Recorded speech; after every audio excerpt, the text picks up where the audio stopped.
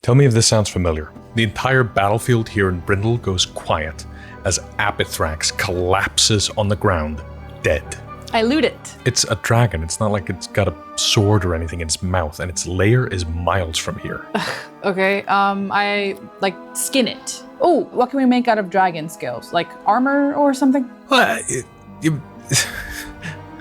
guess. I mean, there is a thing in here called dragon scale mail, but it costs money to make, right? And it takes ages. Does having the scales make it free or cheaper? How does that work? There's no rules for it. Sometimes I miss Pathfinder. It had rules for everything. Well, I eventually made my own rules for looting monsters, creating magic items out of them, and I let my players loose on the entire DMG, and it's been awesome. Just a few weeks ago, this happened. You fire your arrow across the poop deck and hit the gruff. It roars in pain, slams onto the ship, and then slides off the back as it slumps into the river. Maeve, cut out its heart. Alton, come on, I am not jumping into the river. Daði, I run across the deck, throw off my overcoat, and jump into the river. You watch as Alton dives into the river. Oh my god, Alton, you idiot. Okay, I jump in after him.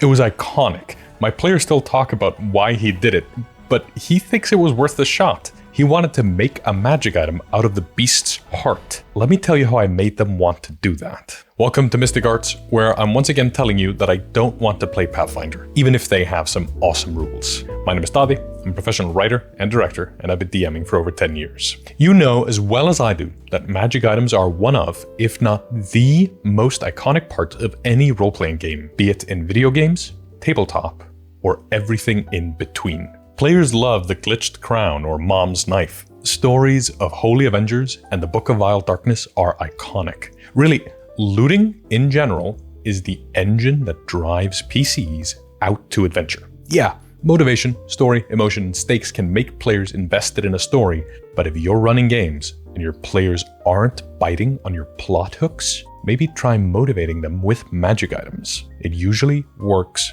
perfectly. Players like magic items. They get excited when they read about them in the Dungeon Master's Guide, and they should. They're like a little treat. I encourage my players to read about magic items just like they can read about spells. I don't think the two are any different personally.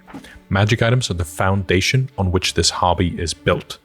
There's a dungeon, in it there's loot. Clear the dungeon, get the loot, be more powerful, and then you clear more dangerous dungeons and get even better loot. Especially when you're guaranteed to level up by simply playing the game. Magic items become more important. They're a new fork of power scaling that lets players advance in power without advancing in levels. And as a player, they feel great. I love my magic items when I play. They feel iconic, especially as you describe your character. My character, Alerathon Archilander, and the Kalei cut down the golden lion and harvested its invulnerable hide. Now Alerathon is indestructible. Octavia wields the Minotaur's flame-tongue longsword and lights it ablaze when she charges it into battle. It's a part of the weave of that character. Back when I ran 1st edition Pathfinder, I remember there being this chapter, not in this book, but in Ultimate Equipment that lets you make magic weapons. It was awesome. I just used the one on the SRD website, and we would routinely make up new magic items, and then I would give them out to my players as loot. It had rules for how to work out the rarity, so you wouldn't give out anything too powerful. But those rarities had gold values attached, so players could make the items themselves. The 3rd edition book, The Magic Item Compendium, similarly had rules for creating your own magic items by spending experience points. It was a trade-off. You lost out of a potential level up, but gained another kind of power boost instead, magic items. Now there's a reason I don't play those editions anymore, and these rules, much as I miss the idea of them, I don't want to go back to them. 3rd edition, which Pathfinder is a fork of, was very granular. Magic items would give you floating modifiers, strange circumstance bonuses that rarely had an effect in any practical application. And this heavy tome is so big and thick that I don't think I'd ever end up using it because there's just too much stuff. I prefer a more 5e-like system, where there is a smaller collection of items that all feel more memorable. Like 5e has feats, like 70 of them, but 3rd edition had hundreds. It was so unwieldy, I could never keep them straight in my mind. That's part of what I like about 5e. So I don't exactly wish the Pathfinder system was in 5e, but I wish 5e had a good answer to it. When the 2024 Player's Handbook came out though, they advertised crafting rules, and they are in here. They're not complicated, which I like. It boils down to being able to craft an item at half the cost by spending some time on it. If you have the right tools and proficiency in them, that's it.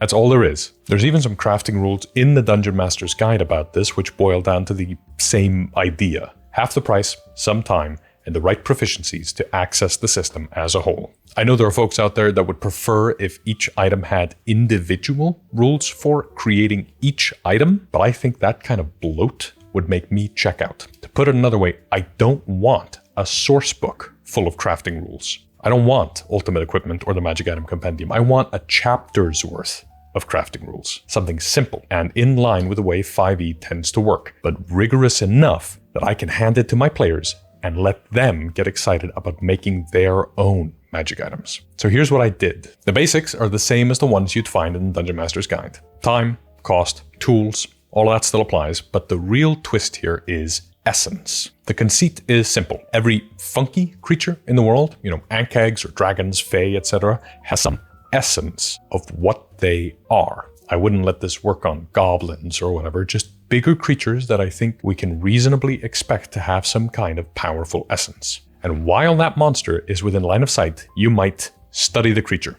You can use the study action to attempt to identify an essence that could be extracted from a creature you can see. Make an Arcana check with a DC of 10 plus the creature's CR. On a success, you'll learn what part of the creature would have to be harvested to gain its essence. And then, if you kill it, a new action is available to you. Harvest the essence. You can use a utilize action to attempt to harvest a specific essence from a creature that died within the last round. Make a survival check with a DC of 10 plus the creature's CR. On a success, you harvest the essence. On a failure, the essence is destroyed. That died within the last round is why Alton jumped in the river. He had to hurry before the essence died with the creature. And since it's an action, anyone can try harvesting, not just the crazy wizard. Or two characters rush up to the dead creature.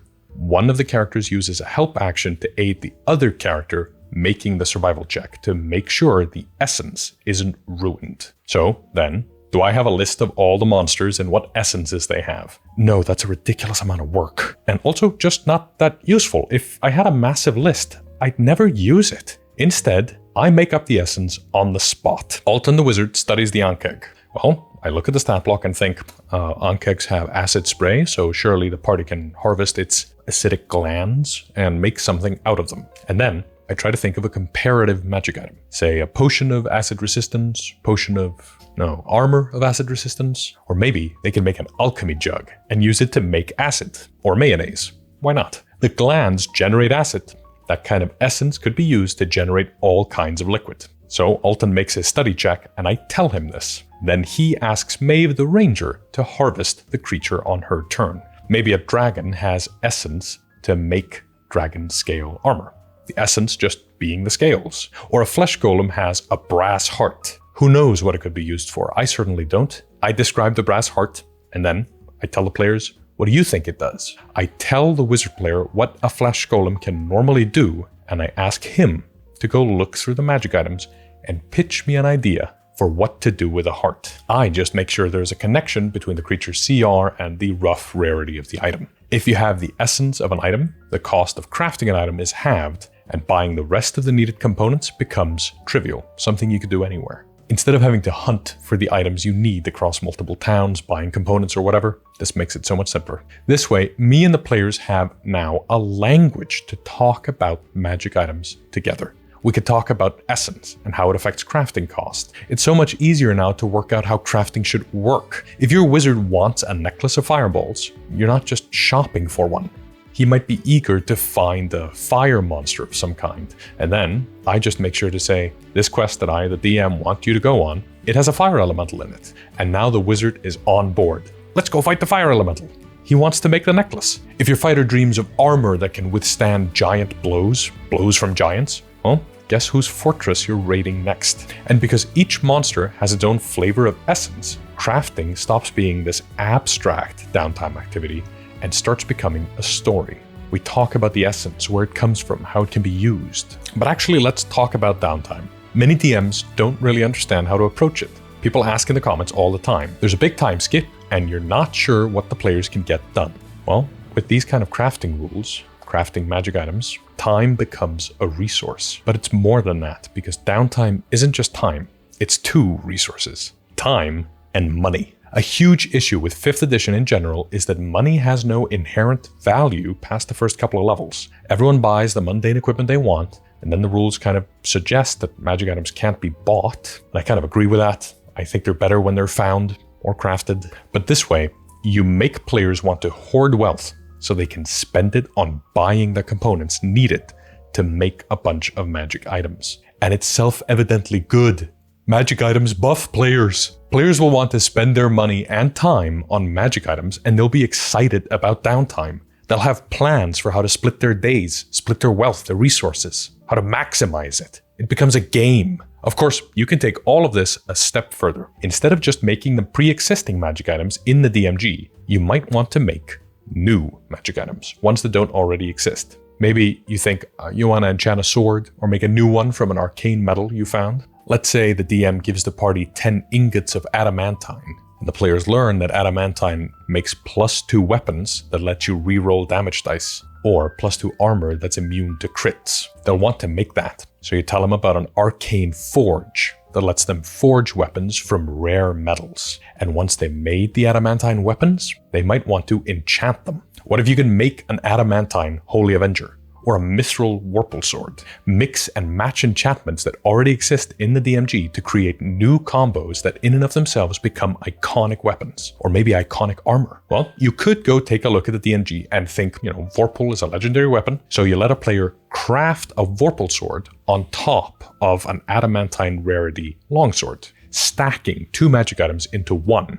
That way, you save the attunement slot. But adding an enchantment takes time and costs money. Why not? Let the players have powerful magic items. You can always buff the monsters or run more monsters at once, just to balance things out. I have been doing this, and it's a lot of fun. In fact, I made rules for this entire thing. With 13 rare metals like adamantine or mithril, and there's a total of 93 enchantments, 10 that work on any item, 55 for weapons, and 28 for armor. If you don't want to deconstruct the DMG yourself, you can become an adept member on the Mystic Arts Patreon and download the Arcane Forge and give it to your players and let them make magic items the next time you do downtime. Let them play. Which brings me to a point. I remember reading the 2024 Player's Handbook and noticing that monks no longer had an ability to bypass resistances to non-magical bludgeoning, piercing, and slashing damage.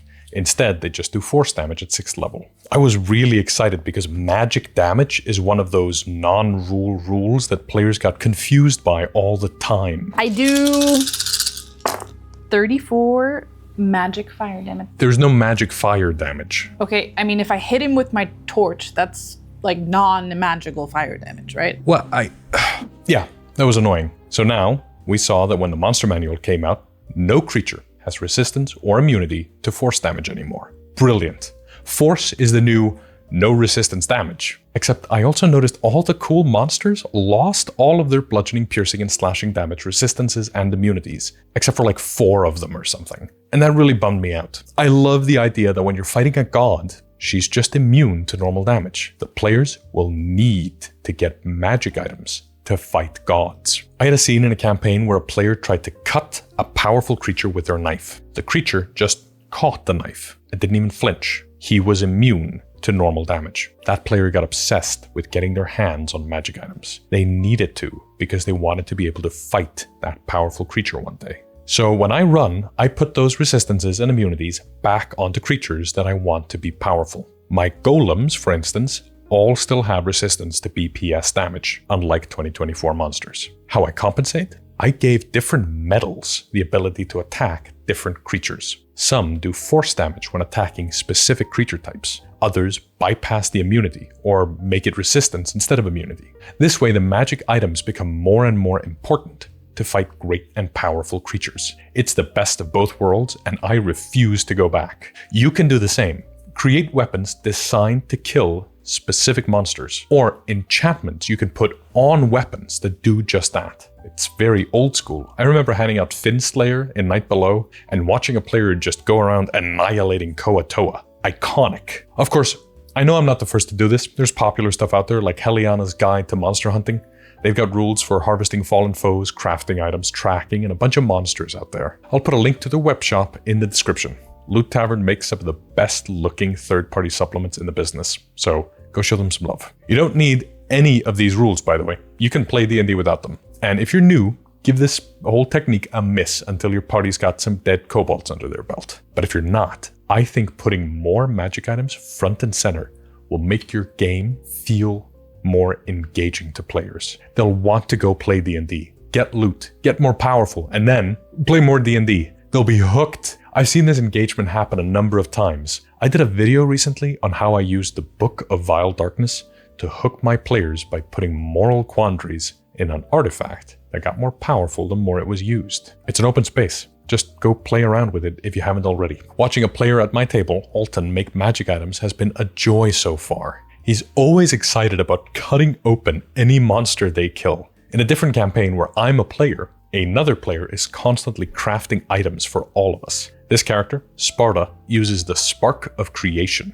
a sliver of divinity. She makes all kinds of dope stuff for us, and it's amazing. We feel like we're arming ourselves to go kill God, because without her help, we wouldn't be able to. This one time, she blended 2 rare arcane metals together into an alloy, and we called it Spartanium. Now, my character wears Spartanium plate armor. Let your characters use actions to study and harvest monsters.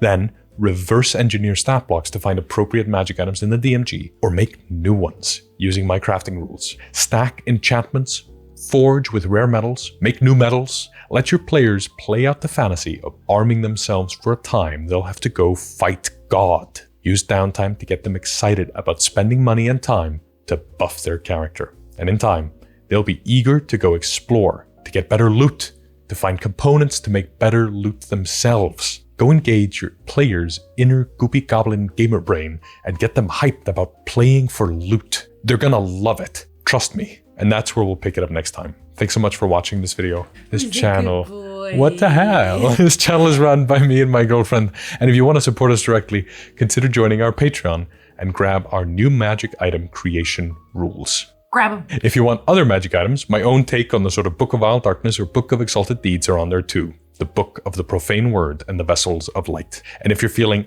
especially generous, you might like the video, comment, share, or subscribe and hit the bell to be notified when we release new videos. Until next time, keep studying the mystic arts.